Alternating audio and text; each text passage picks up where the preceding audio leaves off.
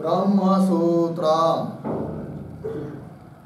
ब्रह्मसूत्र ग्रंथ में page number 836 और 836 पेज के ऊपर से 6 नंबर की पंक्ति है।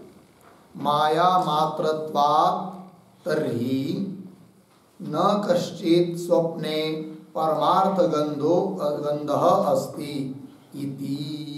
ठीक है, तो देखो भाई, तो बात यह चल रही है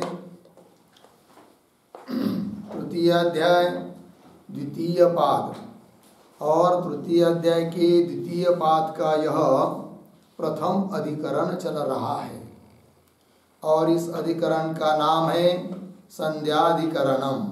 ठीक, तो स्वप्न सृष्टि पारमार्थिक है या कल्पित है, इस बात का निर्णय करने के लिए इस अधिकरण की प्रवृत्ति हुई है। जबकि इस अधिकरण के प्रथम 2 सूत्रों के द्वारा पूर्व पक्षी ने स्वप्न सृष्टि पारमार्थिक है इस बात को सिद्ध करने का प्रयास किया श्रुति और युक्ति के बल पर, किंतु तीसरे सूत्र से सिद्धांतियों ने उस पूर्व पक्षी का निराकरण कर दिया कि स्वप्न पारमार्थिक नहीं है, व्यवहारिक भी नहीं है, अपितु कल्पित है, माया मात्र है, इस बात को बता दिया। फिर अब पुनः पूर्व पक्षी शंका करता है कि यदि स्वप्न माया मात्र ही है तो इसका मतलब उसमें किंचित भी सत्यत्व अंश नहीं है, ऐसा आप सिद्धांति कहते हो।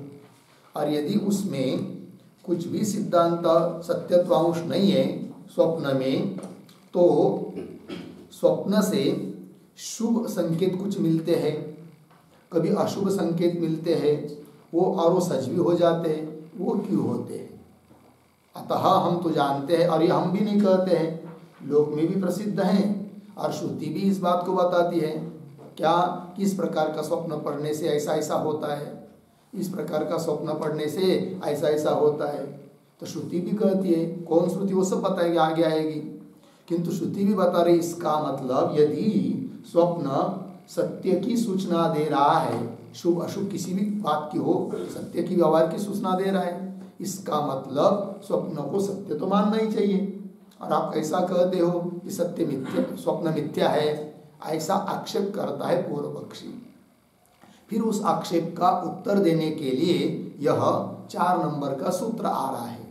तो पहले आक्षेप क्या है पूर्व पक्षी का, इस बात को समझने के लिए ये पंक्ति हम जो पढ़ी भाष्य पंक्ति उसको पुनः देखिए। माया मात्रत्वात् तर्हि, तो ये जो पंक्ति है उसके ऊपर लिखिए आक्षेप।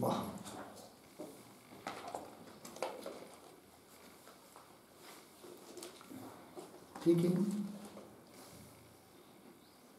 तो देखो भाई पंक्ति पढ़ता हूं। माया मात्रत्वात् तर्हि न कश्चित् स्वप्ने परमार्थ गंधः अस्ति इति। यहाँ तक आक्षेप ग्रंथ है, शब्दों का थोड़ा सा अन्वय भी कर लेंगे। तो माया मात्रत्वात् तर्हि, फिर 2 शब्द छोड़कर आगे, स्वप्ने पीछे, कश्चित् आगे, परमार्थ गंधः पीछे, न अंतिम में अस्ति इति। ठीक है, और ये जो पंक्ति है माया मात्रत्वात्, इसके पूर्व में एक छोटा सा वाक्य लिखेंगे अवतरण। सूत्र व्यावर्त्याम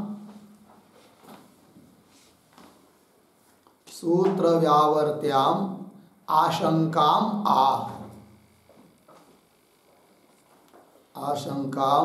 आह, माया मात्रत्वात् इति। ठीक है, तो सूत्रों के द्वारा निवृत्त करने योग्य जो शंका है, आशंका है, उस शंका को बता रहे हैं इस पंक्ति में। तो पंक्ति का अर्थ देखिए, माया मात्रत्वात् तर्हि, पूर्व पक्षी बोलता है कि ये सिद्धांती तुमने ऊपर के 3 नंबर के सूत्र में कह दिया, सिद्ध कर दिया कि स्वप्न माया मात्र है, कल्पित है, भ्रमात्मक है, और यदि ऐसी बात है तो तर्हि स्वप्ने, स्वप्न में कश्चित कुछ भी परमार्थ गंध न अस्ति, परमार्थ का अंश भी वास्तविकता का अंश भी नहीं है, ये आप कह रहे हो। ठीक, इतना ही आक्षेप ग्रंथ है। किंतु आक्षेपकर्ता का, शंकाकर्ता का क्या भाव है, इस बात को समझने के लिए इस पंक्ति के आधार पर एक वाक्य छोटा सा लिखते टिप्पणी लिखेंगे। स्वप्नस्य भ्रांति मात्रत्वे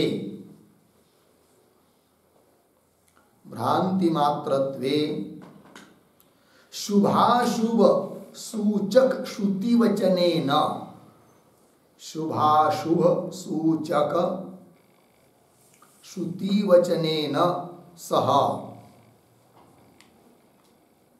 शुभाशुभ सूचक श्रुतिवचनेन सह तथा तादृश अन्वय व्यतिरेकेन सह, तादृश अन्वय व्यतिरेकेन सह विरोधः स्यात्, विरोधः स्यात् इति शंका कर्तुः आशयः, इति शंका कर्तुः आशयः इत्यर्थः। ठीक, देखो भाई, वो कहता है कि स्वप्नस्य भ्रांति मात्रत्वे, स्वप्न यदि भ्रमात्मक है, कल्पित है, माया मात्र है, मिथ्या है, झूठा है, तो शुभाशुभ सूचक श्रुति वचन के साथ विरोध होगा। श्रुति बताती है कि इस प्रकार का स्वप्न पढ़ेंगे तो शुभ होता है, इस प्रकार का स्वप्न पढ़ेंगे तो अशुभ होता है, ऐसी सूचना मिलती है स्वप्नों से, और ये श्रुति बता रही है, तो उस श्रुति के साथ विरोध होगा। अर्थात श्रुति भी बताती है कि स्वप्न में शुभाशुभ सूचकत्व है, अर्थात स्वप्न को सत्य ही मानना चाहिए, पूर्व पक्षी का अभिप्राय। एक बात, नहीं तो विरोध होगा श्रुति के साथ। दूसरी बात, तादृश अन्वय व्यतिरेकेन सह विरोधः स्यात्। कैसे? तो यदि स्वप्न से शुभ अशुभ की सूचना मिल रही है तो स्वप्न सत्य है, यह अन्वय हुआ। शुभ अशुभ की सूचना मिल रही है, अतः स्वप्न सत्य है, तत्सत्वे तत्सत्वम, अन्वय हुआ। और यदि स्वप्नों को झूठा मानेंगे तो शुभ अशुभ की सूचना नहीं मिलनी चाहिए, शुभ अशुभ सूचना का अभाव होना चाहिए, व्यतिरेक। इस प्रकार के अन्वय व्यतिरेक के साथ भी विरोध होगा। कब? यदि स्वप्न को माया मात्र मानेंगे तो। ऐसा पूर्व पक्षी का अभिप्राय है। अर्थात स्वप्न में कुछ तो हम सत्य मानना ही चाहिए, ये बोलता है पूर्व पक्षी। हो गया, आगे चलिए। अस्ति इति, आगे न इति उच्यते, तो न इति उच्यते इसके ऊपर लिखिए समाधानम, उत्तर दे रहे हैं। और न के पूर्व में एक छोटा वाक्य अवतरण के रूप में, न उभय विरोधः, न उभय विरोधः इति परिहरति, इति परिहरति, न इति। ठीक है, तो पूर्व पक्षी ने जो स्वप्नों को झूठा मानने पर दो प्रकार का विरोध दिखाया, शुभाशुभ सूचना को वो अन्वय व्यतिरेक के साथ विरोध, श्रुति के साथ विरोध, ऐसा दिखाया पूर्व पक्षी ने। उन दोनों भी प्रकार के विरोध का परिहार करते हैं अभी। उभय विरोध न इति, ऐसा करके परिहार दे रहे हैं, न इति। तो न इति उच्यते, ठीक है, आगे चलिए। सूचकश्च ही स्वप्नः भवति भविष्यतो हो साधु असाधुनो हो।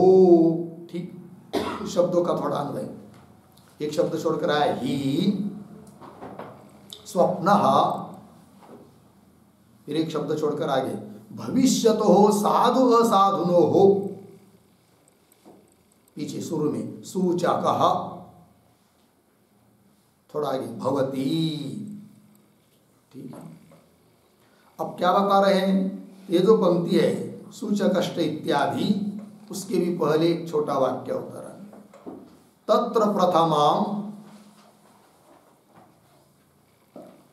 प्रथमं श्रुति विरोधम निरस्यति, श्रुति विरोधम निरस्यति सूचकश्च इति। तो दो प्रकार का विरोध जो पूर्व पक्ष ने दिखाया है, उसमें से सबसे पहले श्रुति के साथ विरोध नहीं है, इस बात को दिखाते ग्रंथकार। श्रुति विरोधम निरस्यति, ठीक है। पंक्तिकार देखिए,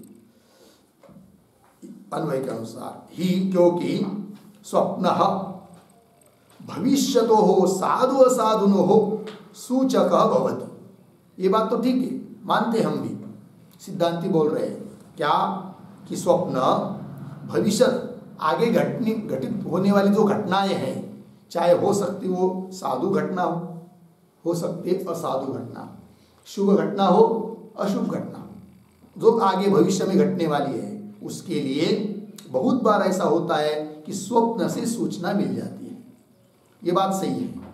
कर ही स्वप्न भविष्यतो साधु असाधुनो सूचक भवति। तो बोलेंगे या आप कैसा मानते हो, अपने मन से मानते हो क्या सूचक है करके? तब कहते नहीं, श्रुति बता रही है ना। तो वही श्रुति, वो श्रुति कौन है? तो श्रुति भी दे रहे, तथा ही श्रूयते, ऐसा ही श्रुति बताती है। तो ठीक है, तो क्या है वो श्रुति? तो श्रुति दे रहे।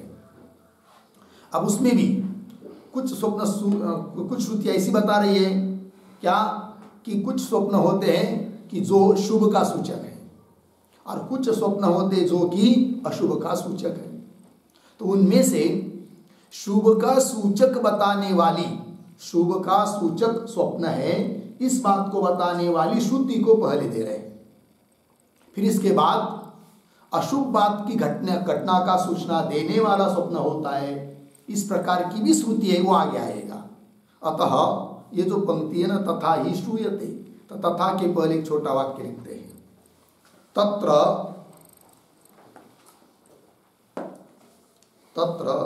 स्वप्न भविष्यतः साधुनः सूचकः, भविष्यतः साधुनः सूचकः अस्ति इति आह तथा ही, इति आह तथा ही, ठीक है। तत्र अर्थात उन शुभ अशुभों में, दोनों में से स्वप्न भविष्यकालीन साधुत्व का सूचक है, इस बात को बताने वाली श्रुति दे रहे हैं। तो श्रुति को देखिए फिर अभी, तथा ही श्रूयते, तो श्रुति भाष्य में, यदा कर्मसु काम्येषु स्त्रियं स्वप्नेषु पश्यति समृद्धिं तत्र जानीयात् तस्मिन् स्वप्न निदर्शने। छांदोग्य 5:2-8। श्रुति के पदों का थोड़ा अन्वय। यदा, एक शब्द छोड़कर आगे, काम्येषु पीछे, कर्मसु थोड़ा आगे जाकर, स्वप्नेषु पीछे, स्त्रियं आगे, पश्यति,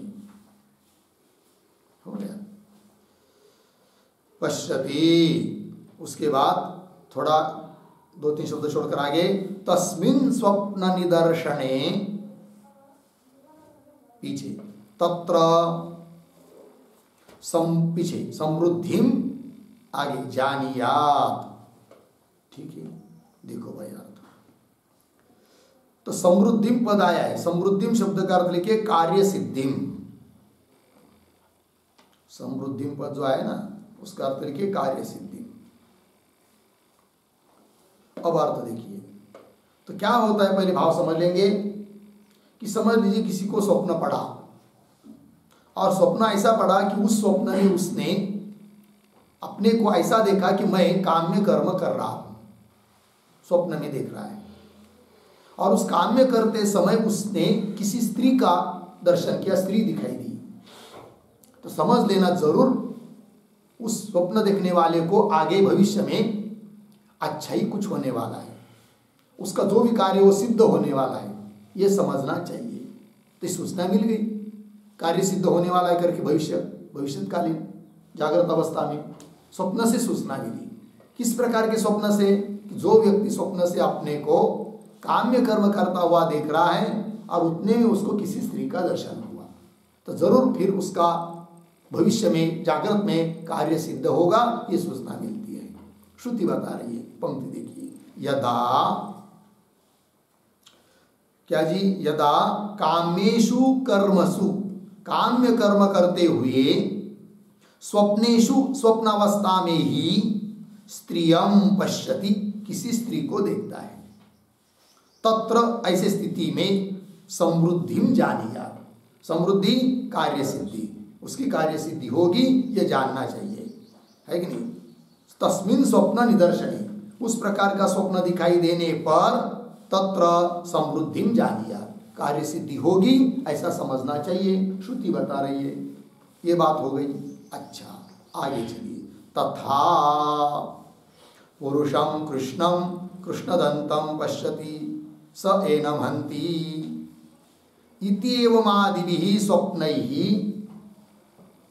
अचिरजीवित्वम् आवेद्यते इति श्रावयति। ठीक है, नंतर जाना।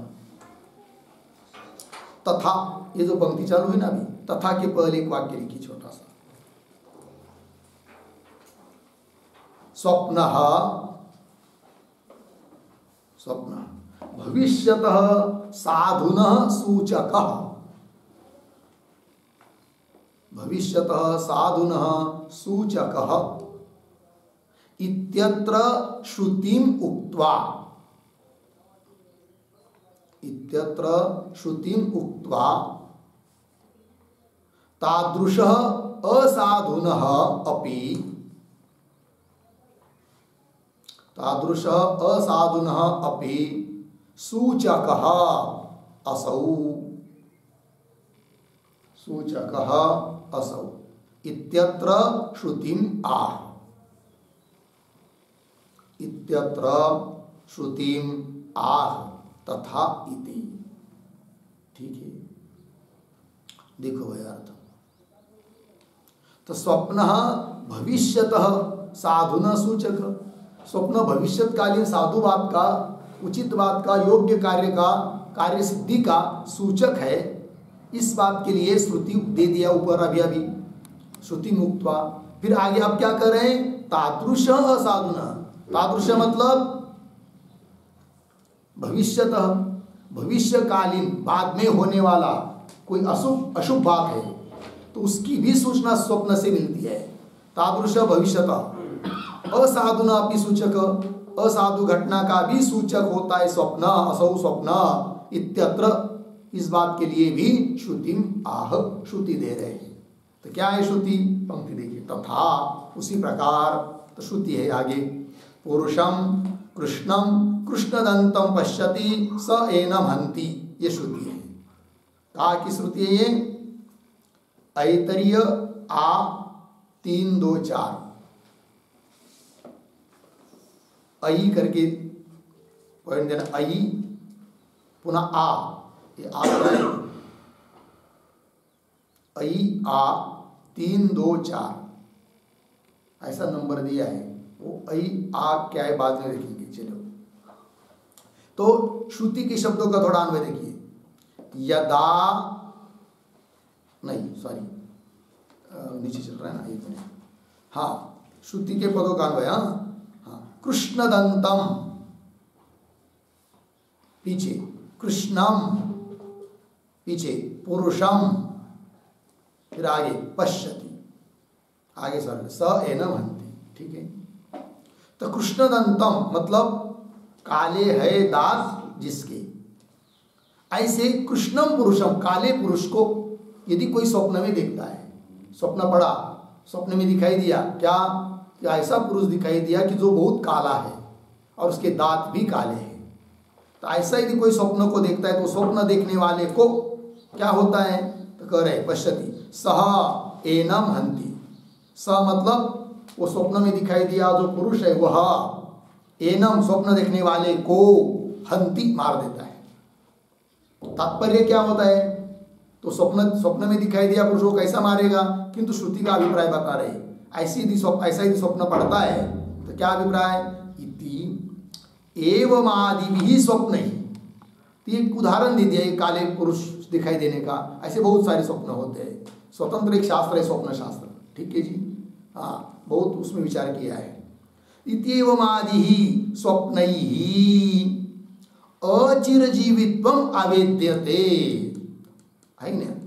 अचिरजीवित्वम मतलब ज्यादा दिन वो स्वप्न देखने वाला नहीं जिएगा, जल्दी ही उसका मरण होने वाला है, ये सूचना मिलती है, असाधुवाद की सूचना मिलती है। ऐसा स्वप्न यदि पड़ता है तो अचिरजीवित्वम आवेद्यत इति श्रावयति, ऐसा श्रुति बता रही है, श्रवण करा रही है। ठीक, ये बात हो गई। अच्छा, तो सूत्र आ रहा है ना 4 नंबर का, सूचक ही श्रुति, इतने के व्याख्या हो अभी तक। फिर आगे जो आया ना आचक्षते च तद्विद, इसका व्याख्यान करने जा रहे हैं। व्याख्यान होने के बाद फिर सूत्रकार लिखाएंगे। फिर आगे देखिए, आचक्षते च स्वप्न अध्याय विदः, क्या? कुंजर आरोहणादीनि स्वप्ने धन्यानि खरयानादीनि अधन्यानि इति। ठीक है, तो ये जो पंक्ति चालू हुई आचक्षते, उसके भी पहले एक वाक्य लिखते हैं भाई, अन्वय व्यतिरेक विरोध समाधिम, अन्वय व्यतिरेक विरोध समाधिम, विरोध समाधिम स्फुटयति, स्फुटयति आचक्षते इति।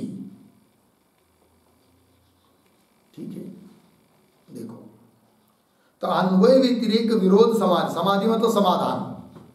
अन्वय व्यतिरेक का विरोध बताया था पूर्व पक्षी ने, उस विरोध के समाधान को स्पष्ट कर रहे हैं कि विरोध नहीं है। ठीक है, कैसे? अब देखिए पंक्ति को, आचक्षते च स्वप्न अध्याय विदः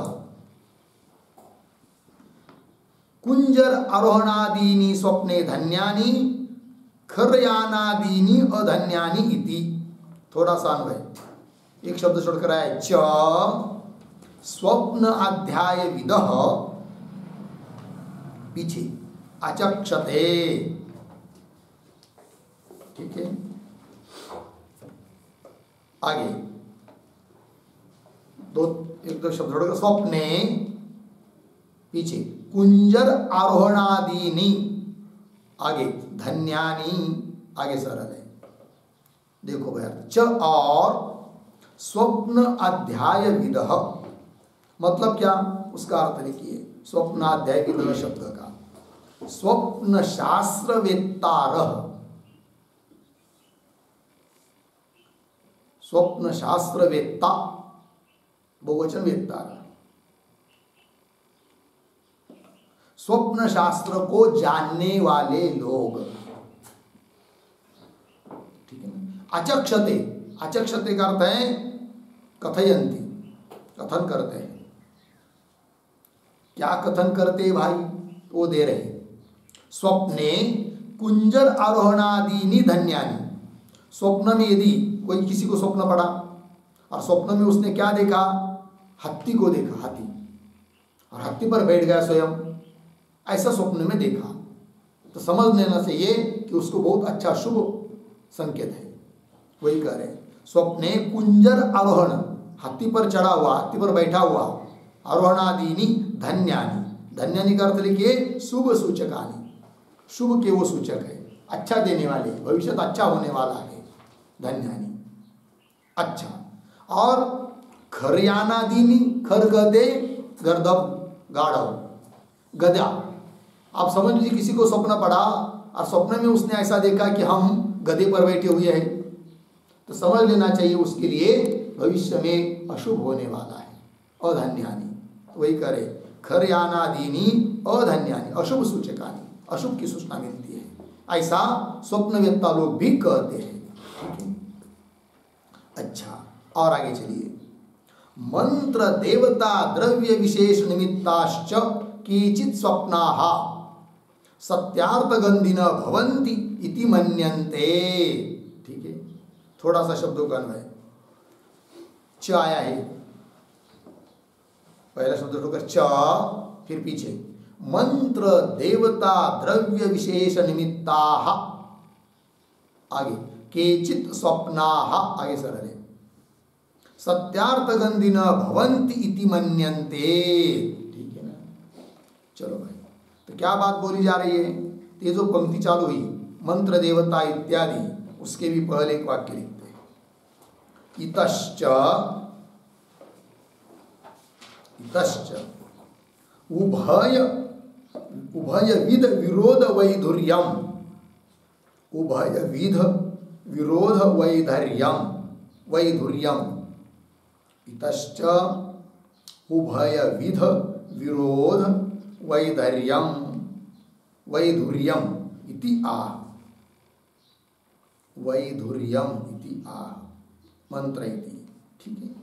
इतश्च, इस कारण से भी, क्या कि उभय विध विरोध वैधुर्यम, दोनों प्रकार के विरोध का वैधुर्य अभाव है, कोई विरोध नहीं, इस बात को बता रहे मंत्र इत्यादि पंक्ति से।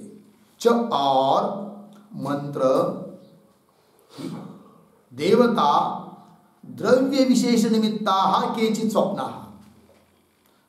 कुछ स्वप्न कैसे कि जिनका निमित्त कोई मंत्र होता है, कोई देवता होती है, या कोई द्रव्य विशेष होता है, उसके निमित्त से भी स्वप्न पढ़ते हैं। ठीक है। किसी विशेष मंत्र का जप कर लिया तो कुछ स्वप्न पढ़ते हैं, अथवा देवता का अनुग्रह हो गया तो भी कुछ स्वप्न पढ़ते हैं, या कोई द्रव्य धातु या कोई वनस्पति पास में रखा तो भी स्वप्न पढ़ सकते हैं, ऐसा शास्त्र है।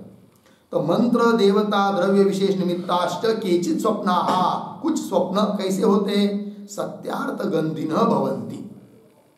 सत्यार्थ गंधिन मतलब, तो सत्यार्थ गंधिन इसका अर्थ लिखिए सत्यार्थ सूचकाः,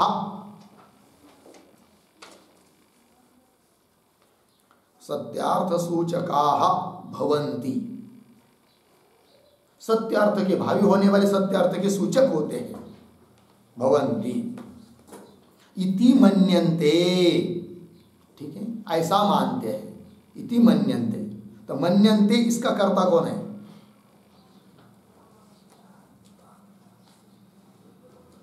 सो खोजो भाई, पंक्ति पुनः पढ़ता हूं, पीछे की पंक्ति का भी आधार ले सकते हैं। च मंत्र देवता द्रव्य विशेष निमित्ताः केचित् स्वप्नाः सत्यार्थ गंधिनः भवन्ति इति मन्यन्ते। भवन्ति भी क्रियापद है, मन्यन्ते दोनों का कर्ता अलग है। भवन्ति का कर्ता कौन है? केचित् स्वप्नाः सत्यार्थ गंधिनः भवन्ति, ये हो गया यहाँ तक। इति मन्यन्ते, मन्यन्ते के तो दिया है, देखिए वहां पर स्वप्न अध्याय विदः मन्यन्ते, पीछे आया है ना, पीछे की पंक्ति में स्वप्न शास्त्र को जानने वाले मानते हैं, मन्यन्ते लग गया। अच्छा आगे चलिए। तत्रापि भवतु नाम सूच्यमानस्य वस्तुना सत्यत्वं सूचकस्य तो स्त्री दर्शनादेः भवति एव वै तथ्यं बाध्यमानत्वात् इति अभिप्राय। ठीक है। अब देखो भाई, ये तो पंक्ति है ना, तत्रापि, तो उसके भी पहले एक वाक्य लिखते, बाद में शब्दों का अन्वय करेंगे।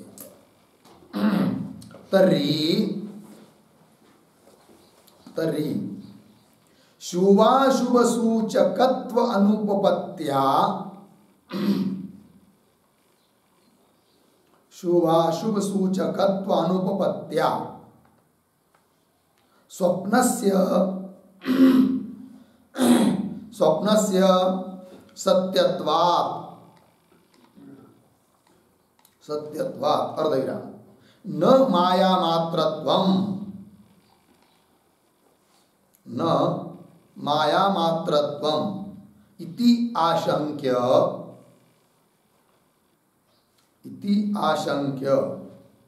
आगे अर्थ क्रियाकारित्वे अपि,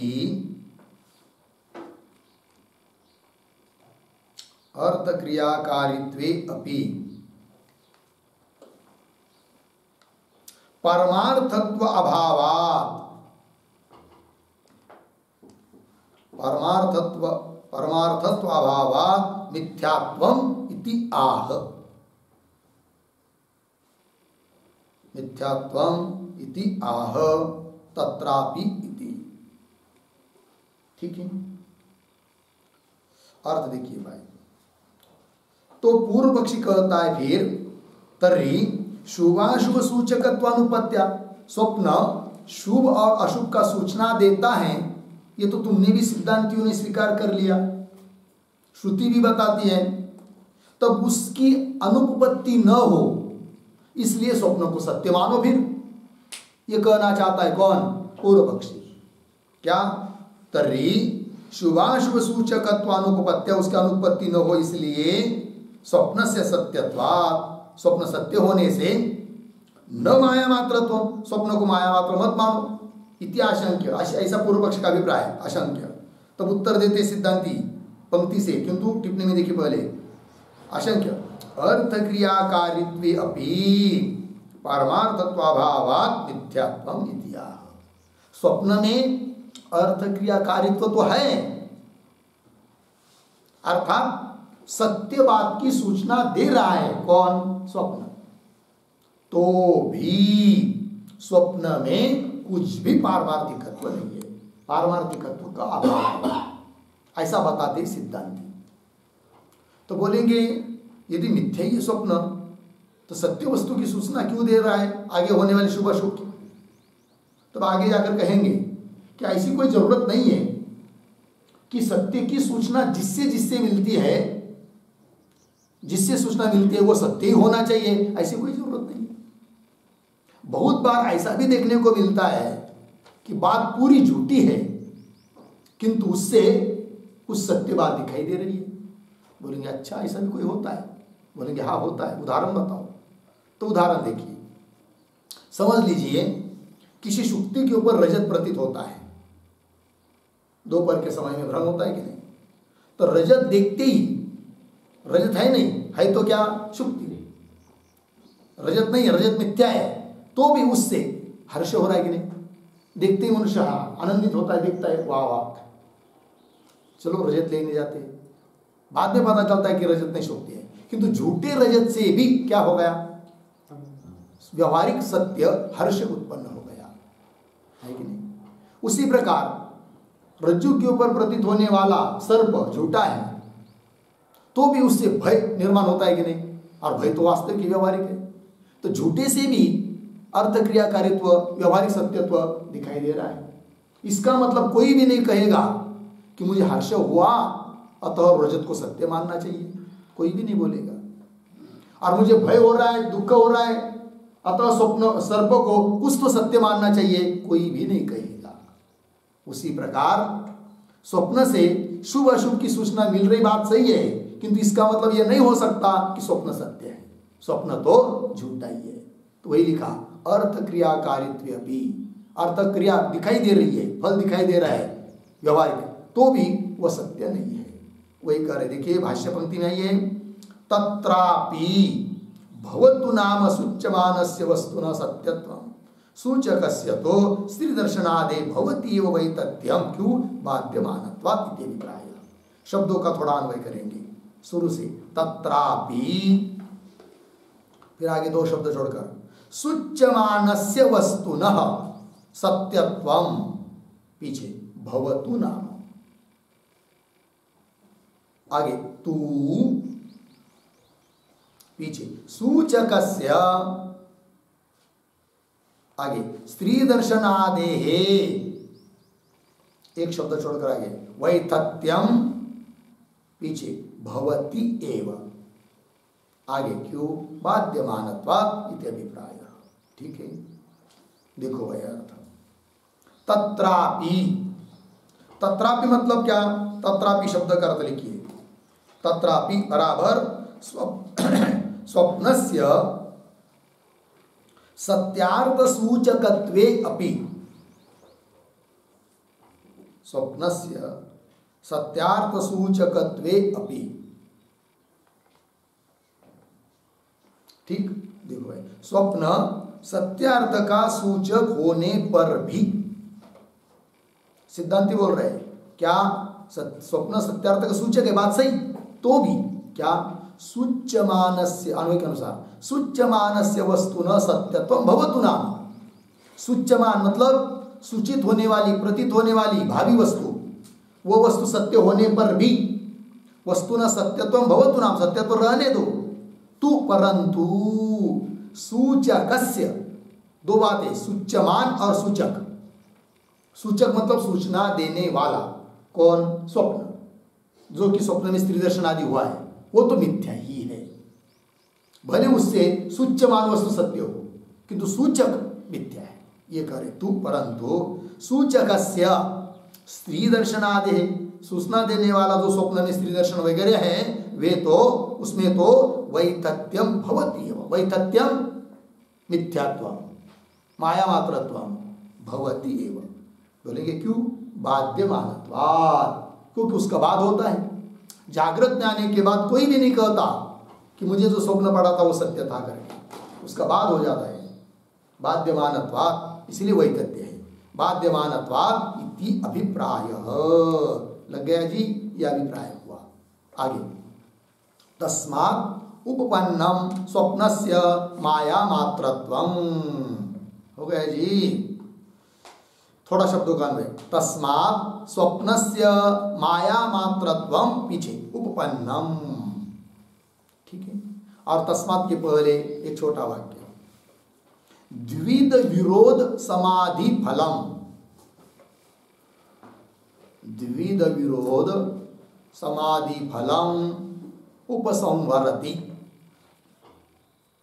उपसंवरति तस्मात् इति,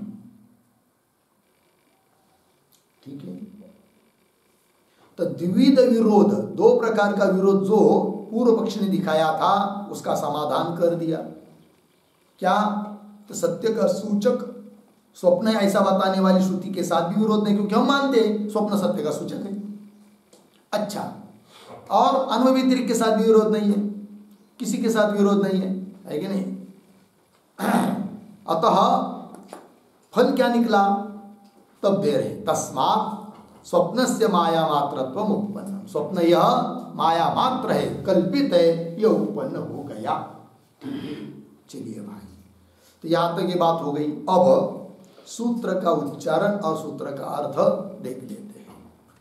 तो सूत्र है, सूचकश्च हि श्रुतेराचक्षते च तद्विदः, सूचकश्च हि श्रुतेराचक्षते च तद्विदः, ठीक है।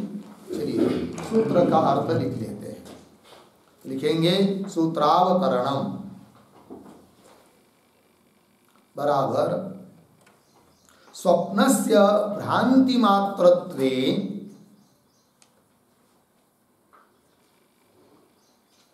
स्वप्नस्य भ्रांति मात्रत्वे तत्सूचितः अपि अर्थः,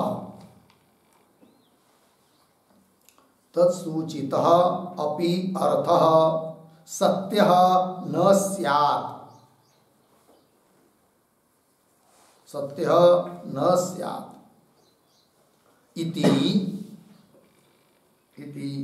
शंकोत्तरत्वेन, शंका उत्तरत्वेन,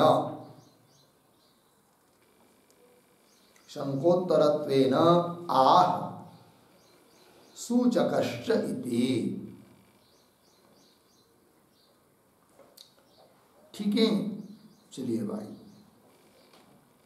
फिर नीचे के पंक्ति में सूत्रम, सूचकश्च हि श्रुतेराचक्षते च तद्विद, 3, 2, 4 पदच्छेद।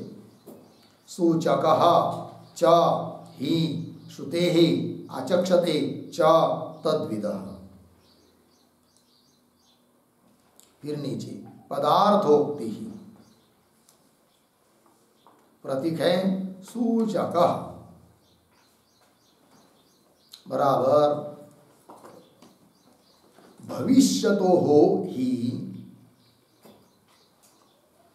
भविष्यतो हो ही साधु असाधुनो हो, साधु असाधुनो हो सूचकः, सूचकः बराबर निर्देशकः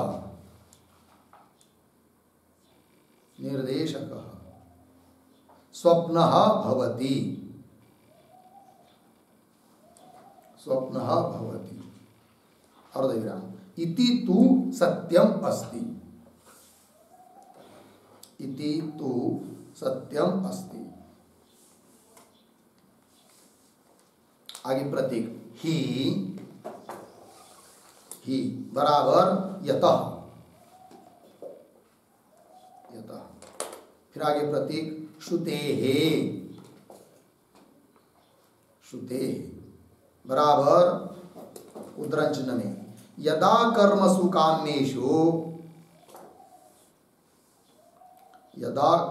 काम्येषु स्त्रियं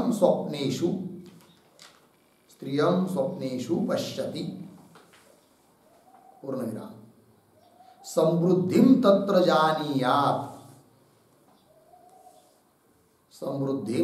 जानीयात् तस्मिन् स्वप्न निदर्शने उद्धरण चिन्ह छांदोग्य 5:2-9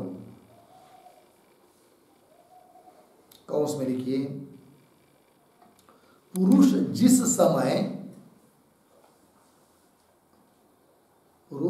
समय काम्य कर्मों में स्वप्न में स्त्री को देखे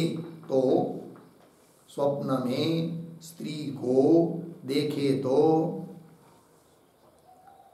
उस स्वप्न के दर्शन होने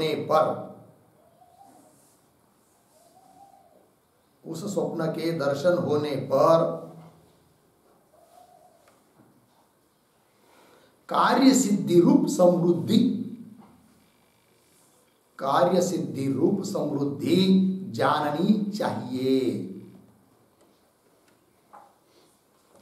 जाननी चाहिए पूर्ण विराम कंस बंद। आगे तथा उद्धरण चिन्ह में पुरुषं कृष्णं कृष्णदन्तं पश्यति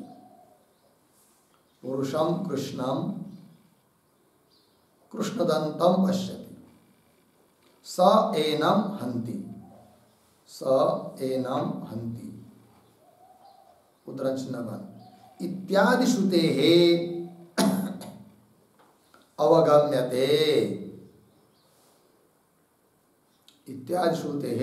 अवगम्यते पूर्ण विराम। आगे प्रतीक च बराबर तथा ठीक। फिर आगे प्रतीक है तद्विदः बराबर स्वप्न अध्यायविदः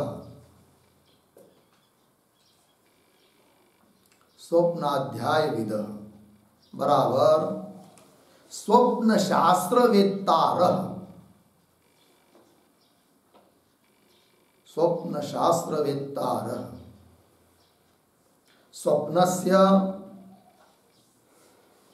स्वप्नस्य इष्टानिष्ट सूचकत्वम्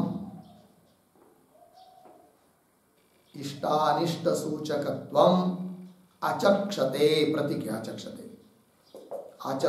प्रतीक बराबर कथयन्ति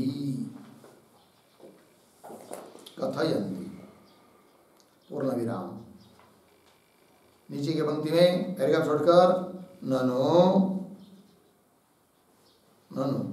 मंत्र देवता द्रव्य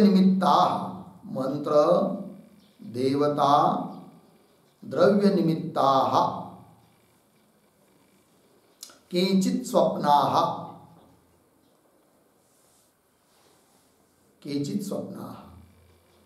सत्यार्थगन्धिनः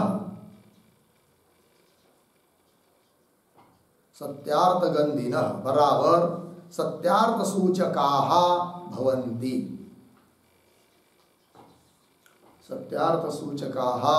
भवन्ति कौंस में लिखिए मंत्र के प्रभाव से देवता के अनुग्रह से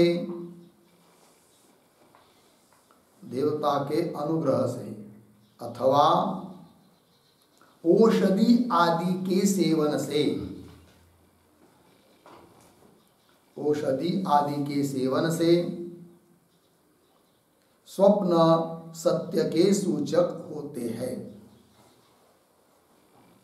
स्वप्न सत्य के सूचक होते हैं। कौंस बन आगे, इति चेत, इति चेत आगे, न अर्धविराम, तत्र मिथ्याभूतस्य अपि, मिथ्याभूतस्य अपि शुक्तिरूप्य विज्ञानस्य, शुक्तिरूप्य विज्ञानस्य तथ्य हर्षादिजनकत्ववत्, तथ्य हर्षादिजनकत्व जनकत्ववत् वत् आगे, सूच्यमानस्य वस्तुनः, सूच्यमानस्य वस्तुनः सत्यत्वे अपि, सत्यत्वे अपि सूचकानां, सूचकानां स्त्र्यादिदर्शनानां, स्त्र्यादिदर्शनानां जागरणे, जागरणे बाध्यमानत्वेन, बाध्यमानत्वेन वैतथ्ये, वैतथ्ये बराबर माया मात्रत्वे, माया मात्रत्वे अविरोधात्, अविरोधात् पूर्ण विराम। फिर नीचे की पंक्ति में रेखा छोड़कर पुनः आए, न च त्वन्मते, न च त्वन्मते वेदादि सर्गस्य अपि, वेदादि सर्गस्य अपि मिथ्यात्वं, मिथ्यात्वं उद्धरण में तद अनन्यत्वं आरंभण शब्दादिभ्यः, तद अनन्यत्वं आरंभण शब्दादिभ्यः, ब्रह्मसूत्र 2:1-14, 2:1-14 उद्धरण चिन्हवान, इत्यत्र प्रतिपादितम्, इत्यत्र प्रतिपादितम् इति वाच्यम्, इति वाच्यम्। फिर अर्धविराम आगे, ब्रह्मात्व दर्शनात् प्राग, ब्रह्मात्मत्व दर्शनात् प्राग वेदादि सर्गस्य, वेदादि सर्गस्य व्यवस्थित रूपत्वेन, व्यवस्थित रूपत्वेन अर्धविराम स्वाप्न प्रपंचस्य, स्वाप्न प्रपंचस्य प्रतिदिनं, प्रतिदिनं बाध्यमानत्वेन च, बाध्यमानत्वेन च तयोः भेदः, तयोः भेदः पूर्णविराम। अतः स्वप्नस्य मायामयत्वं, स्वप्नस्य मायामयत्वं वैशेषिकम्,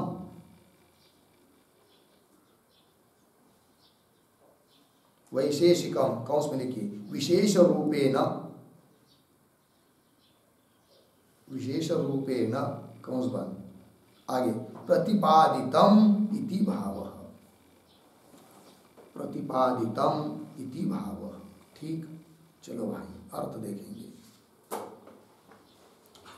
तो सूत्रावतरण में लिख रहे हैं स्वप्नस्य भ्रांति मात्रत्वे, स्वप्न यदि भ्रमात्मक ही है तो तत्सूचित अपि अर्थ सत्य न स्यात्, उस स्वप्न से सूचित जो अर्थ है वह सत्य नहीं होना चाहिए। जबकि स्वप्न से सूचित होने वाला अर्थ सत्य है, अर्थात फिर स्वप्न को भ्रांति रूप नहीं मानना चाहिए। ये पूर्व पक्षी का अभिप्राय है। इति ऐसी शंका हुई, तो उस शंका के उत्तर के रूप में सूत्र आ रहा है सूचकष्टे। तो सूत्र आया सूचकष्टे श्रुतेरा चक्षते च तद्विदः। पदार्थोक्ति में लिख रहे हैं सूचक, अर्थात भविष्यतो ही साधु असाधु न हो सूचक, भविष्य काल में होने वाली साधु असाधु घटना का सूचक निर्देशक स्वप्न होता है। इति तो सत्यम भवती, बात सही है। बोलेंगे क्यों? ही यतः, कारण की श्रुति बताती है। किंतु इसका मतलब ये नहीं होगा कि सत्य का सूचक है स्वप्न, अतः स्वप्न को सत्य मानो, ऐसा तो नहीं होगा। ये कहेंगे सिद्धांति। तो श्रुति कौन है? यदा कर्म सुकाम्येषु स्त्रियं स्वप्नेषु पश्यति समृद्धिम तत्र जानीयात् तस्मिन् स्वप्न निदर्शने। तो पुरुष जिस समय काम्य कर्म करता हुआ स्वप्न में स्त्री को देखता है, उस स्वप्न के दर्शन होने पर उस पुरुष के लिए कार्य सिद्धि रूप समृद्धि प्राप्त होती है, श्रुति बता रही है। उसी प्रकार अशुभ की भी घटना, अशुभ की भी सूचना स्वप्न से मिलती है, इस बात को भी श्रुति बताती है। तो वो श्रुति कौन है? तो पुरुषम कृष्णम कृष्णदंतम पश्यति स एनम हंति इत्यादि श्रुति अवगम्यति। इस श्रुति से जाना जाता है कि अशुभ बात की सूचना भी स्वप्न से मिलती है। च श्रुति तो बता ही रही है, च और तथा, उसी प्रकार तद्विदः। तद्विदः का मतलब स्वप्न अध्याय विदः, अर्थात स्वप्न शास्त्र वेत्ता, स्वप्न शास्त्र को जानने वाले, स्वप्न शास्त्र में जो निपुण लोग हैं वे भी बोलते हैं। क्या कहते हैं? स्वप्नस्य इष्टानिष्ट सूचकत्वम आचक्षते कथयन्ति। स्वप्न इष्ट और अनिष्ट का सूचक होता है, ऐसा वे लोग भी बोलते हैं। ठीक है, अच्छा। फिर पूर्व पक्षी पुनः बोल रहा है, ननु मंत्र देवता द्रव्य निमित्ता केचित् स्वप्ना सत्यार्थगंधि न भवन्ति सत्यार्थ सूचका भवन्ति। कुछ मंत्र के प्रभाव से, देवता के अनुग्रह से, औषधि वनस्पति आदि कुछ के सेवन से, ठीक है, स्वप्न सत्य के सूचक होते हैं। ये भी तो है। इति, तब कह रहे इति चेत न, क्या न तत्र मिथ्याभूतस्य अपि। ये बात सही है, सूचक है स्वप्न, किंतु इसका मतलब स्वप्न सत्य नहीं है, ये कह रहे न। इति चेत आगे न, क्यों? कि स्वप्न मिथ्या होने पर भी सत्य की सूचना दे सकते हैं, इस बात को दृष्टांत से बता रहे हैं। मिथ्याभूतस्य अपि शुक्ति रूपी विज्ञानस्य, शुक्ति के ऊपर रूपये का विज्ञान, ज्ञान, रजत ज्ञान, रज्जु के ऊपर सर्प का ज्ञान मिथ्याभूत है, तो भी वह मिथ्याभूत ज्ञान क्या करता है? तथ्य हर्षादि जनकत्वात्, वास्तविक व्यवहार के हर्ष आदि को, भय आदि को उत्पन्न कर देते हैं, हर्ष आदि जनकत्वात्। उसी प्रकार सूच्यमानस्य वस्तुन सत्यत्वे अपि, जो जिस वस्तु की सूचना मिल रही है वो सत्य होने पर भी सूचकानाम स्त्रियादि दर्शनाम, सूचक जो स्वप्न में स्त्री आदि का दर्शन है तो वह मिथ्या ही है।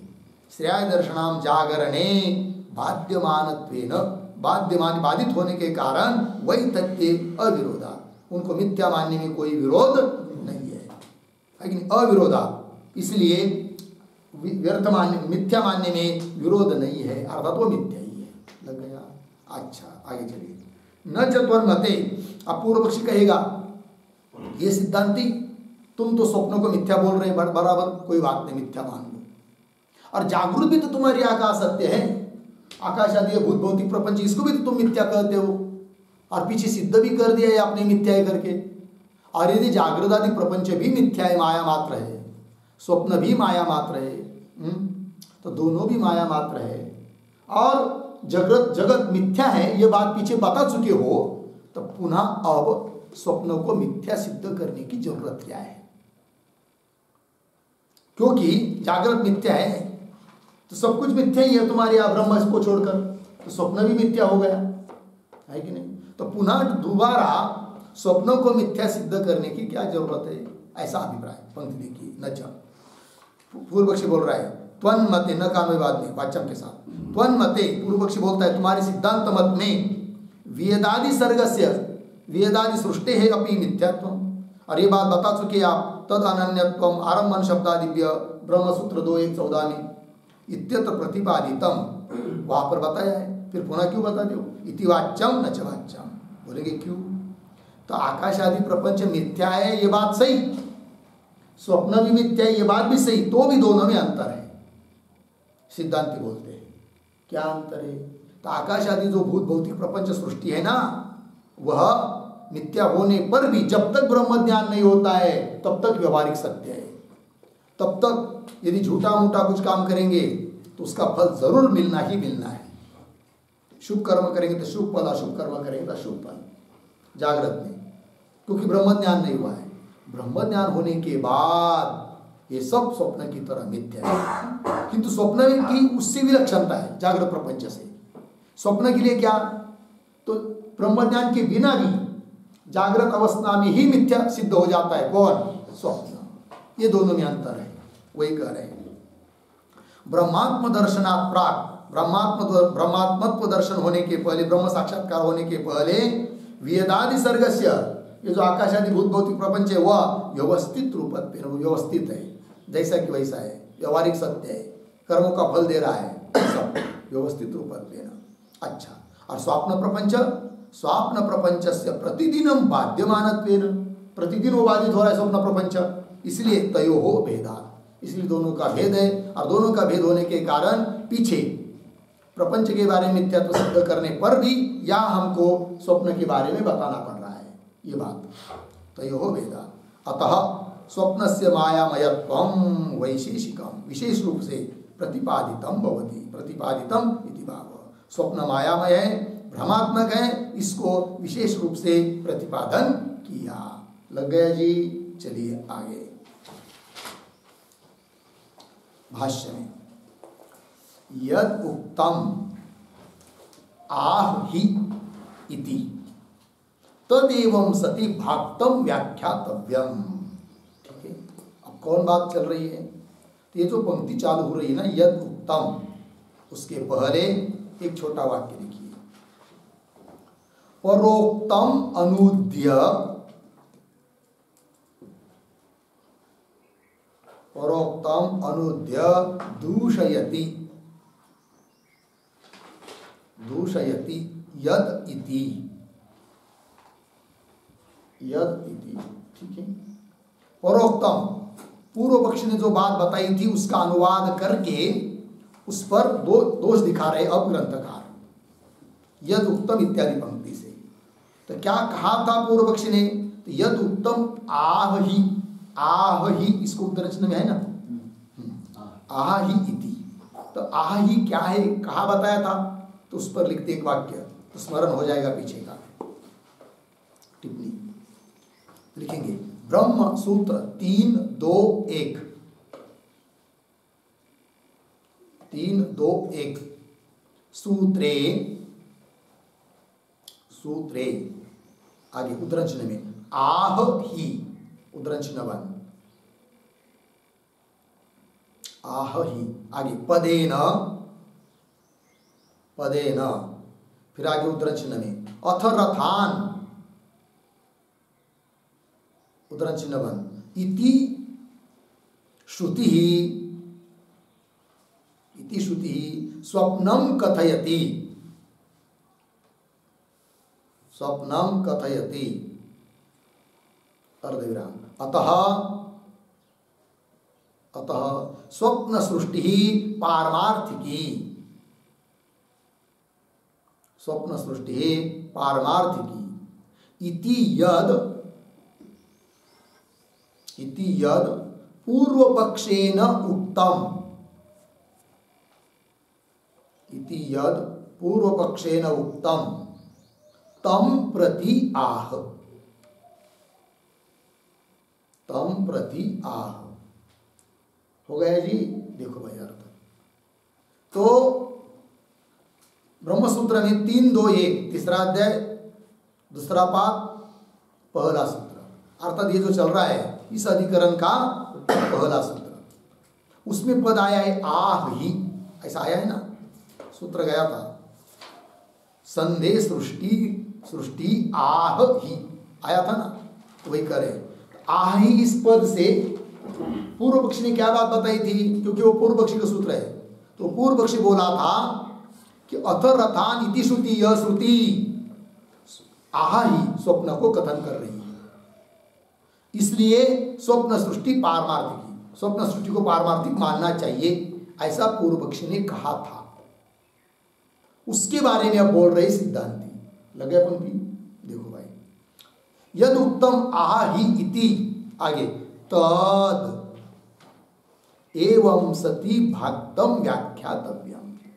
तद, तद मतलब क्या, तद का अर्थ लिखिए, तद बराबर सुप्तस्य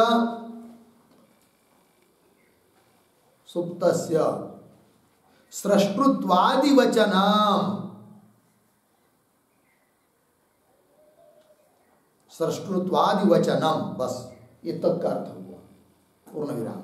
फिर आगे आया है भाष्य पंक्ति में एवं सती, एवं सती का भी अर्थ लिखिए, एवं सती बराबर पूर्वोक्त न्यायेन, पूर्वोक्त न्यायेन स्वप्नस्य माया मात्रत्वे सति, स्वप्नस्य माया मात्रत्वे सति इत्यर्थः। ठीक है, देखो भाई अर्थ, तो एवं सति अर्थात अभी तक जो सिद्धांतियों ने युक्ति और प्रमाण देकर सिद्ध किया कि स्वप्न मिथ्या है करके, तो पूर्वोक्त न्यायेन स्वप्नस्य माया मात्रत्वे सति, स्वप्न माया मात्र है यह सिद्ध होने पर क्या जी, तद भाक्तम व्याख्यातव्यम। तद, तद मतलब सुप्तस्य स्रष्टृत्वादि वचनम, जो सोया हुआ पुरुष है वह क्या सृष्टृत्वादि वचनम स्वप्न पदार्थों को उत्पन्न करता है कि नहीं, या श्रुति स्वप्न पदार्थों को उत्पन्न होता है बता रही है, श्रुति बता रही स्वप्न को, ये सब जो वचन है वो सब भाक्त है अर्थात गौण है, ऐसा व्याख्यान करना चाहिए। पूर्व पक्ष ने क्या कहा था कि श्रुति बता रही है अथरथन इत्यादि, अतः स्वप्न को सत्य मानना चाहिए, पूर्व पक्ष ने कहा था। किंतु सिद्धांती कह रहे हैं कि एवं सती, इस प्रकार के स्वप्न पदार्थ माया मात्र ऐसा सिद्ध होने पर वो जो पूर्व पक्षी ने श्रुति के आधार पर बोला था, पूर्व पक्षी अथरथन इत्यादि, वह सब गौण मानना चाहिए, अर्थात श्रुति का तात्पर्य स्वप्न बताने में नहीं है, ऐसा समझना चाहिए, सिद्धांती बोल रहे हैं। ठीक है, चलिए, भाक्तम मतलब गौणम व्याख्यातव्यम, तो बोलेंगे कैसा गौण मानना चाहिए उसको। ठीक है, तब दे रहे आगे, यथा लांगलम गवादीन उद्वहति इति निमित्त मात्रत्वात् एवं उच्यते, अर्धविराम, न तो प्रत्यक्षमेव लांगलम गवादीन उद्वहति। ठीक है, दृष्टांत देकर बताया जा रही बात, फिर आगे एवं निमित्त मात्र, आगे सिद्धांत, पहले इतने ही पंक्ति को देखेंगे। अब ये जो पंक्ति है ना, यथा लांगलम इत्यादि, तो यथा के पहले एक वाक्य लिखी छोटा सा अवतरण, स्वप्न दृष्ट रथादि, स्वप्न दृष्ट रथादि स्रष्टृत्वादि वचसः, स्रष्टृत्वादि वचसः गौणत्वं, गौणत्वं दृष्टान्तेन स्पष्टयति, दृष्टान्तेन स्पष्टयति यथा इति। ठीक है, देखो भाई अर्थ, अभी पीछे की पंक्ति में क्या कहा था कि स्वप्न में दिखाई देने वाले रथ आदि वगैरह वे सब, और उनको बताने वाली श्रुति है सब, उनका वो वचन कैसा मानना है, भाग अर्थात गौण। लेकिन कैसा गौण मानना है ये दृष्टांत से समझाया जा रहा है। वही बता रहे क्या, स्वप्न दृष्ट रथादि, स्वप्न में देखे गए रथादि, उन रथादियों का सृष्टुत्वादि वचस, उन रथादियों की उत्पत्ति बताने वाला जो वचन है, श्रुति वचन वगैरह, अथ रथान इत्यादि, तो वचस गौणत्व, वो वचन गौण है। लेकिन कैसा गौण है, इस बात को दृष्टांत से स्पष्ट कर रहे ग्रंथकार भगवान भाष्यकार। तो क्या दृष्टांत दे रहे, पंक्ति में देखिए, यथा लांगलम गवादिन उद्वहति इति। उद्वहति का अर्थ लिखिए निर्वहति, निर्वहति, और अर्थ करना हो तो पालयति,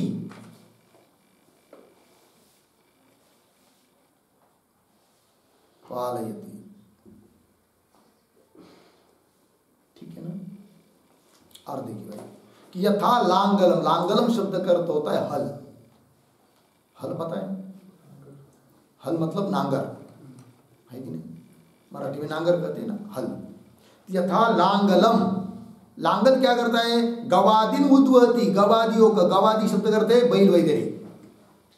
तो लांगल क्या करता है, हल क्या करता है भाई, बैल आदियों का निर्वहन करता है, बैल आदियों का पालन करता है, बैल आदियों का बैल आदियों को संभलता है, पालन पोषण करता है। कौन, हल, उद्वहति, ठीक है ना। अब देखो यह चलाता है, देखिए बैल आदि को जैसा। अब यहां पर वस्तु स्थिति क्या है, हल को निर्वहन करने वाले, चलाने वाले बैल है, या बैल का पालन पोषण चलाने वाला हल है। हल तो जड़ है ना, वो कैसा बैलों का संभाल करेगा, निर्वहन करेगा, पालन पोषण करेगा, कुछ भी नहीं कर सकता है। बैल उस हल को चलाते हैं, किंतु बात बोली जाती है कि हल बैलों को पालता है, संभालता है, निर्वहन करता है, हल, नांगर। अब ये क्यों बोला गया है कि नहीं, तो ये भाप्त वचन है, गौण है। तो भी क्यों बोला गया, इसलिए कि लांगल जो हल है वह बैलों को संभालने में निमित्त मात्र है, वास्तविक संभालता नहीं, निमित्त मात्र है। अब वो हल कैसा निमित्त मात्र है, तो हल चलेगा खेत में तो वहां पर घास आदि उगेगा अच्छी तरह से, धान वगैरह ज्वारी बाजरी आएगा, फसल आएगी, तब उसको बैल खाएंगे तो बैल अच्छी तरह से जिएंगे, ठीक है ना। तो सचमुच मुख्य रूप से हल बैलों को नहीं, बैलों का निर्वहन नहीं कर रहा है, किंतु निमित्त मात्र है, निमित्त है। अतः कहा जाता है कि लांगुल गवादियों का निर्वहन करता है, किंतु ये वचन भागता है, गौण है। बात समझ में आई। उसी प्रकार स्वप्न सृष्टि का निर्माण करता कोई है, श्रुति बता रही है, वह भी गौण है, वास्तविक नहीं है। लग गया, पंक्ति देखिए, यथा लांगलम गवादीनाम उद्वहति इति निमित्त मात्रत्वात् एवं उच्यते। हल निमित्त मात्र है गवादियों का निर्वहन करने के लिए, तो निमित्त मात्र होने से ऐसा कहा जाता है, वस्तुतः वैसा नहीं है। और आगे कह रहे, न तो प्रत्यक्षमेव लांगलम गवादिन उद्वहति, तू लांगलम प्रत्यक्षम एव गवादिन न उद्वहति। वस्तुतः देखा जाए तो लांगल वास्तविक प्रत्यक्ष रूप से गवादियों का वह निर्वहन करता नहीं है। हो गया ना इतना। ये जो आया है ना, यथा लांगलम गवादिन उद्वहति इत्यादि, ये तो अभी पंक्ति पढ़ा हूं, उस पर एक छोटी सी टिप्पणी लिख लेते हैं हम लोग।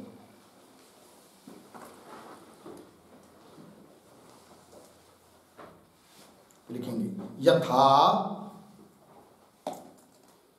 यथा कृषि द्वारा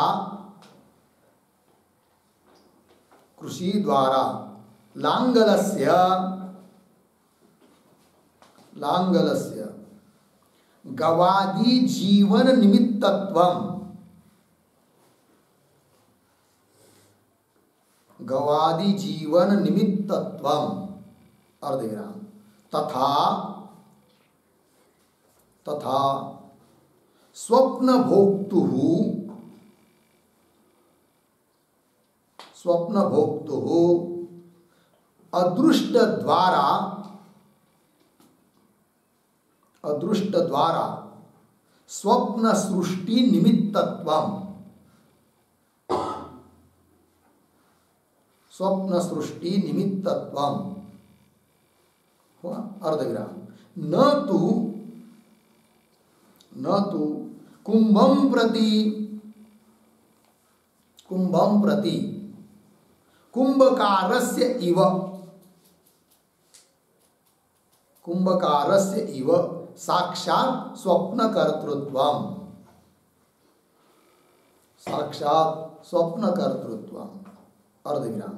सामग्री अभाव बाधयोः, सामग्री अभाव बाधयोः उक्तत्वात् इति,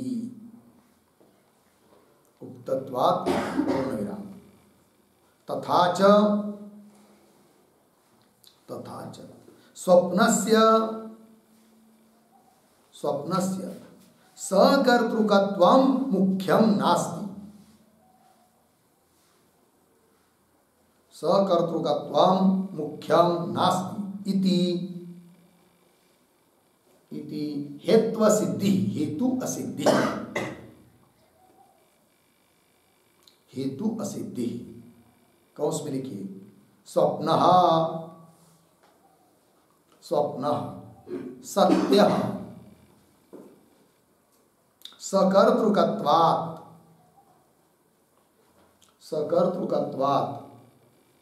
क्षित्यादिवत्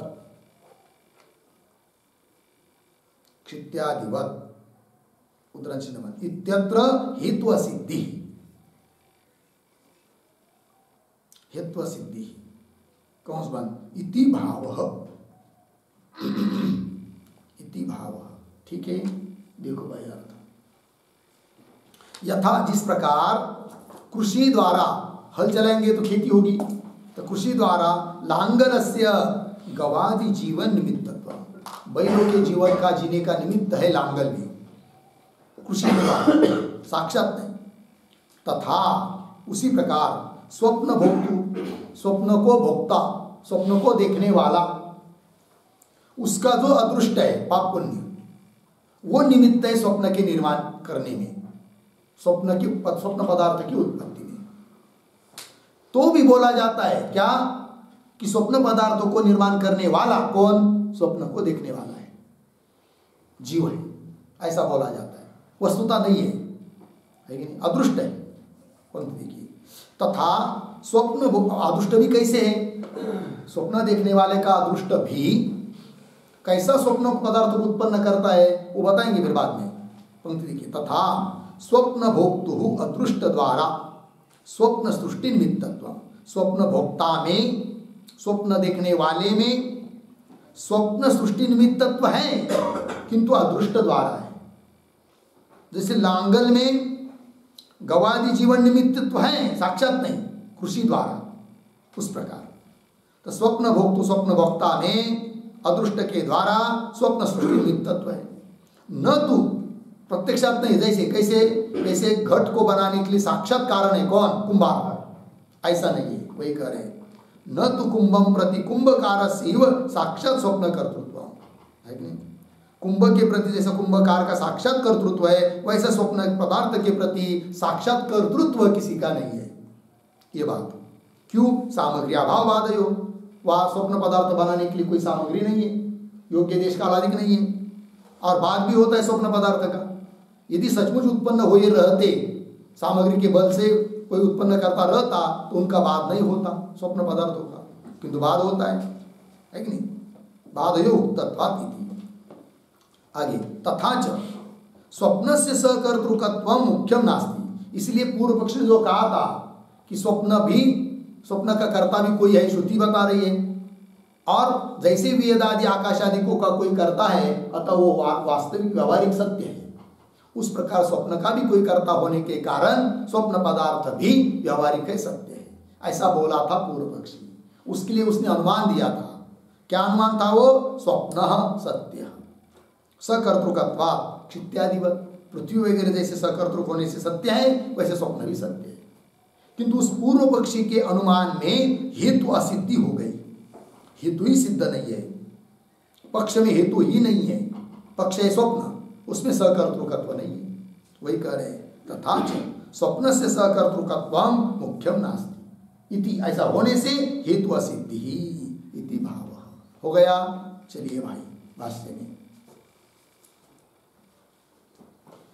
क्या कह रहे हैं, तो यथा लांगलम गवादीन उद्वहति इति निमित्त मात्रत्वात् एवं उच्यते, न तो प्रत्यक्षमेव लांगलम गवादीन उद्वहति।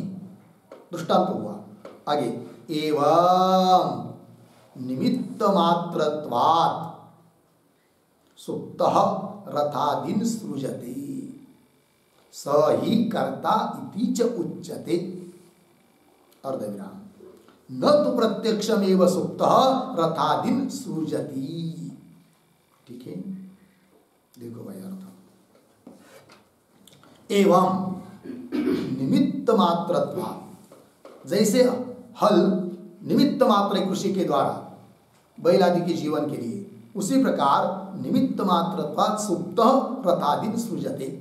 सुप्त मतलब सोया हुआ पुरुष, स्वप्न देखने वाला पुरुष रथादि पदार्थों को, स्वप्न पदार्थों को उत्पन्न करता है, किंतु वास्तविक प्रत्यक्षात उत्पन्न नहीं करता है, निमित्त मात्र है। वो निमित्त मात्र क्या है वो आगे की पंक्ति में बताएंगे। तो निमित्त मात्रत्वात् सुप्तः रथादीन सृजते, स ही कर्ता, इसलिए उसको कर्ता कहा जाता है, स्वप्न पदार्थों का निर्माता बोला जाता है। स ही कर्ता इति च उच्यते, किंतु आगे न तो प्रत्यक्षमेव सुप्त रथादीन सृजति, तू अन्वय थोड़ा सा इतने का, तू एक शब्द छोड़कर आगे सुप्तः पीछे, प्रत्यक्षम एव आगे रथादीन पीछे, न अंतिम में सृजति। तू सुप्तः प्रत्यक्षमेव रथादीन न सृजति, किंतु देखा जाए तो प्रत्यक्ष में स्वयं वो पुरुष, स्वप्न देखने वाला पुरुष साक्षात प्रत्यक्ष रथादि को उत्पन्न करता नहीं है। लग गया जी।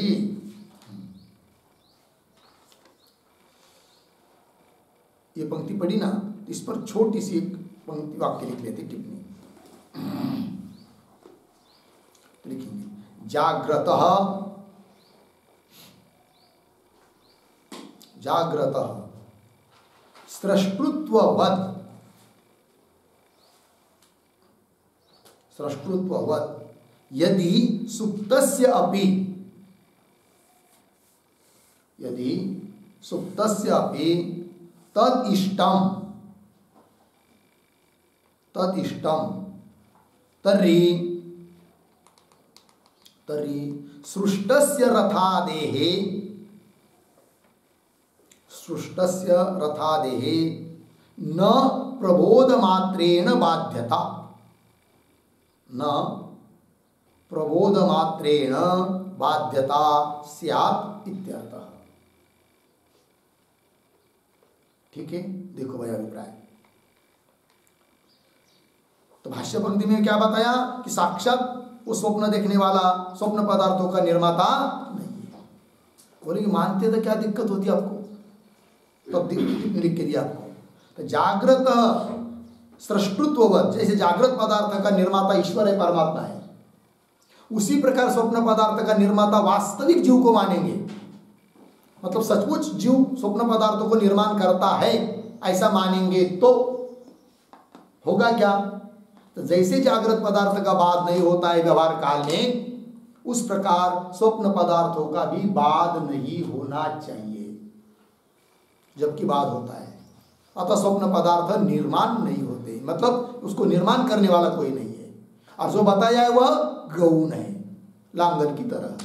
यह अभिप्राय वही लिख के दिया, जागृत सृष्टृत्ववत् यदि सुप्तस्यापि तदिष्टम, जो सोया हुआ पुरुष है वह भी स्वप्न पदार्थों को सचमुच निर्माण करता है ऐसा मानेंगे तो तर्हि सृष्टस्य रथादे, स्वप्न में उत्पन्न किए रथादिक न प्रबोध मात्रेण बाध्यता, केवल जागृति मात्र से जागृत में आ जाने से उसका बाध नहीं हो पाता। जैसे व्यवहारिक प्रपंच का बाध ऐसा ही नहीं होता है, ब्रह्म ध्यान से ही होता है, उस प्रकार स्वप्न का भी बाध फिर ब्रह्म ज्ञान से ही होता, जागृति मात्र से नहीं होता। कब? यदि स्वप्न पदार्थों का साक्षात निर्माता कोई जीवादि है, ऐसा मानेंगे तब। तो बोलेंगे श्रुति ने बताया उत्पन्न करता है जीव, इसका क्या? वो गौण वचन है, लांगल की तरह। हो गया जी।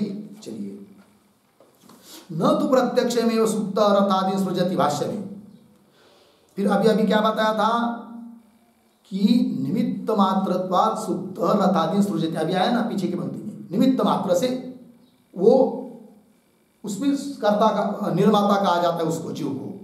वो सचमुच निर्माता नहीं, निमित्त मात्र है। जैसे लांगुल निमित्त मात्र है बैलों का जीवन का निर्माण करने के लिए, उस प्रकार।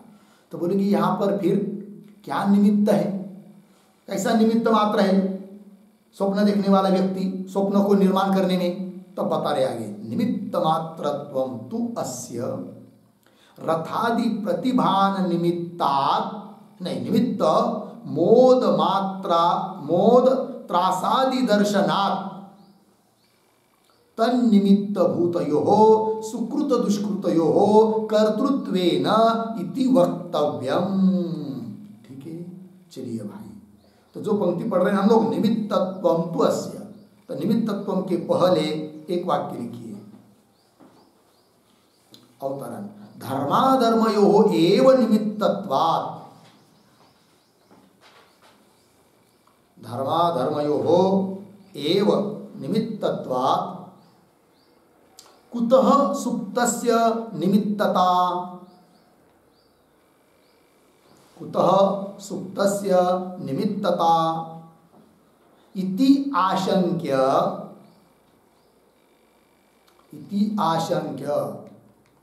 तत्फलित्वेन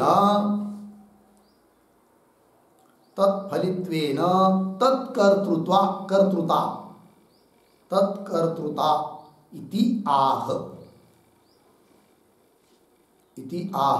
निमित्तत्वम इति। ठीक है, देखो भाई अर्थ,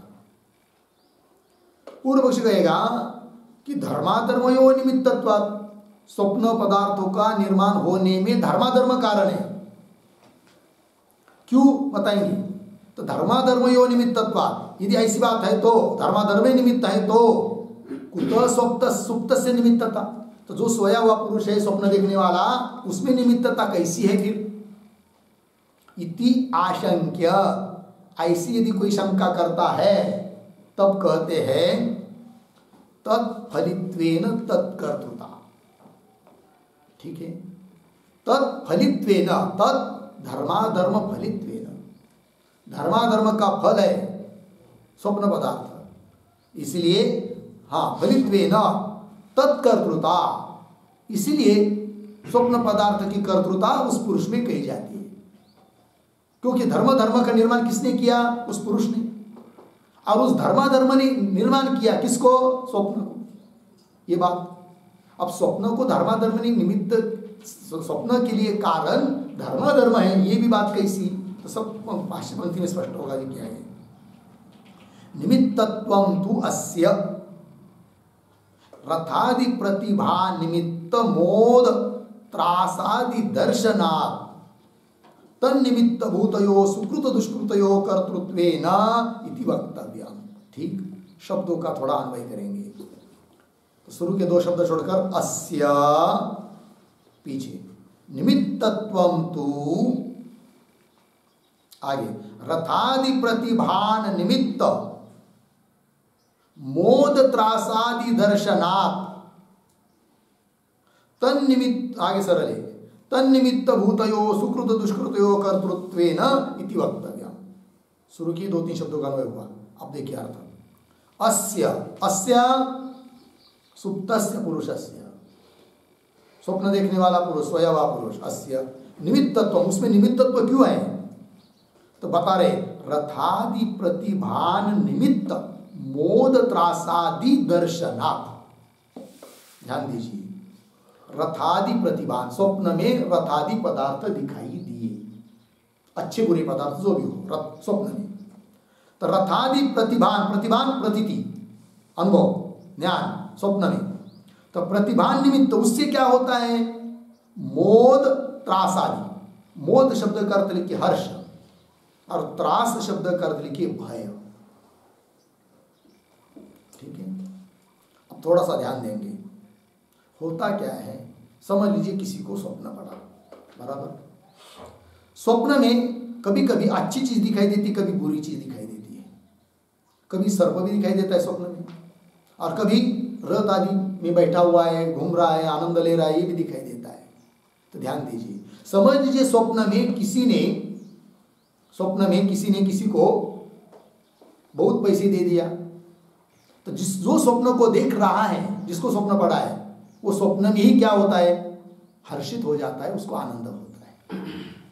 ठीक है, और आनंद मतलब सुख हो रहा है, और सुख फल किसका है, धर्म का, पुण्य का। पुण्य रहता है तब सुख मिलता है, बराबर। कभी कभी स्वप्न में कोई भयानक चीज दिखाई देती है, जिससे भय उत्पन्न होता है।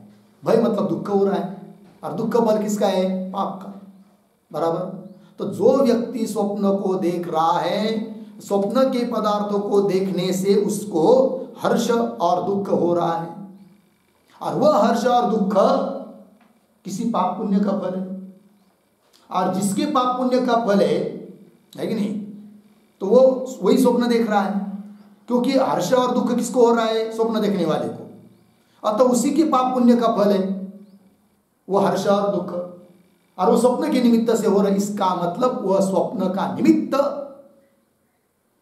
पाप पुण्य है। किसका पाप पुण्य, जो पुरुष स्वप्न को देख रहा है। तो जो जिसको स्वप्न पड़ा है, उसके धर्म अधर्म से स्वप्न पदार्थ उत्पन्न होते हैं, है कि नहीं। तभी तो वो स्वप्न पदार्थ स्वप्न देखने वाले को हर्ष और दुख दे रहे हैं। बात समझ में आई। तात्पर्य क्या निकल रहा है कि स्वप्न पदार्थ का निमित्त कौन है, पाप पुण्य।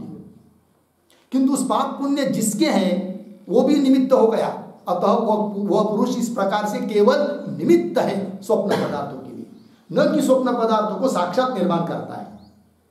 किंतु इस प्रकार से निमित्त होने के कारण श्रुति आदि बताती है कि स्वप्न पदार्थों का निर्माता जीव है।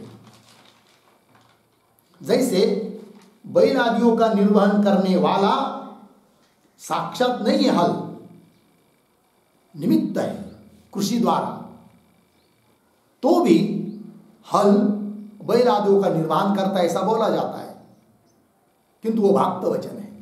उसी प्रकार स्वप्न देखने वाला जो भी जीवादि है वह स्वप्न पदार्थों को निर्माण करता है।